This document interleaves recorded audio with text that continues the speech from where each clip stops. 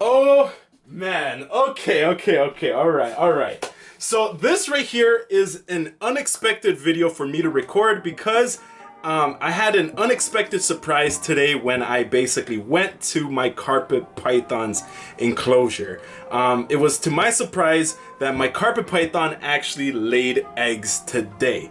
Now, I did know my carpet python was gravid, but this time around it was a little bit tricky because I wasn't home to see her basically lay the eggs. So it was almost a last minute surprise when I basically went inside of her enclosure and boom, there was eggs there. Now, this right here is my carpet python. As you can see, she's a little bit thin because she just laid eggs and I don't want to mess with her too much. I did actually feed her, and to my surprise, she actually ate straight off the bat. But I do not want to mess with her too much because the last thing I want to do is stress her out, especially because she laid these eggs. But with that being said, let's get started with this video and let's go see these eggs. Let's go. Oh my goodness, check these out over here. Now I do have them attached to each other and I am incubating them, so I'm really hoping that they plump up because when I did find them, they were a little bit dimpled down, but they should be fine and they should plump up. And when I basically put the light to them, they do have veins, which is always exciting.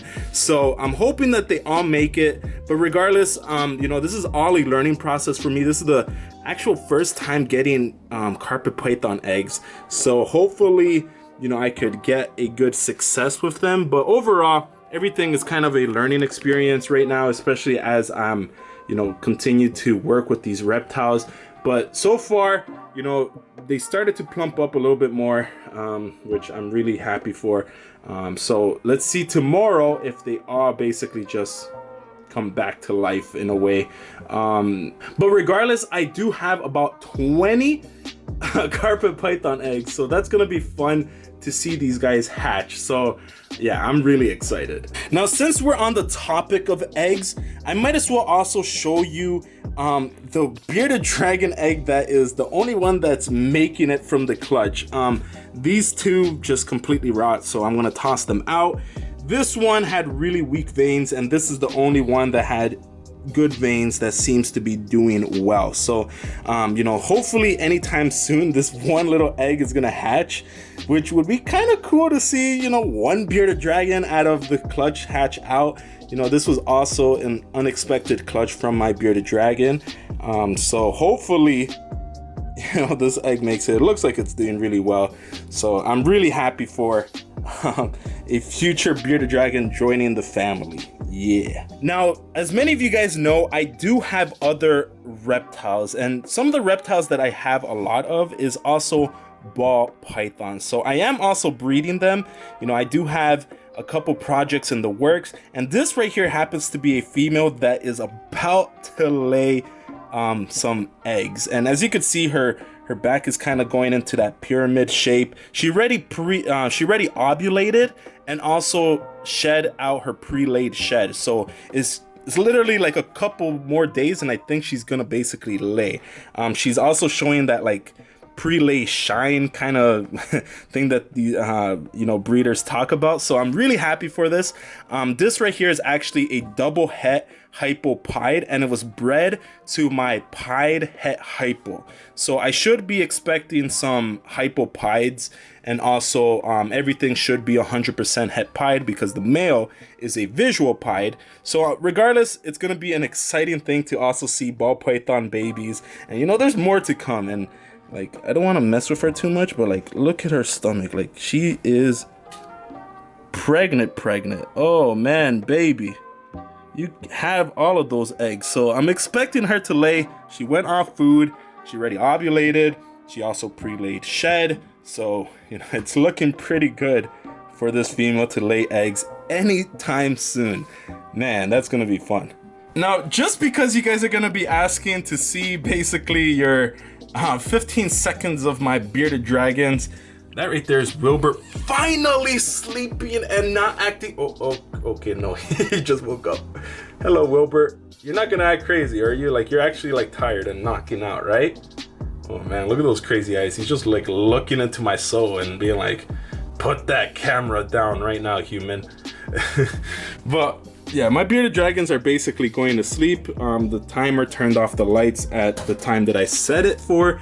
So, you know, it is one of those late night videos that I decided to record kind of last minute for you guys and just show you guys quickly some of my projects that are in the works. Speaking about in the works, as you could see, I got myself one of those sun blasters, I think they're called.